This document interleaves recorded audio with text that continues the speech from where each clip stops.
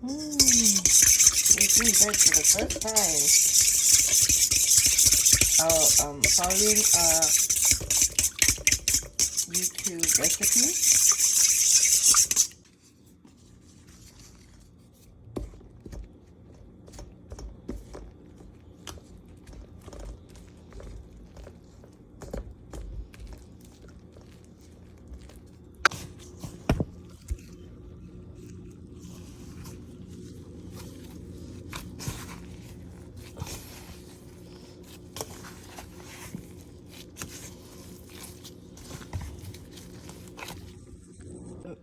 It says to wait for 6 hours, so we're gonna let that sit for a bit.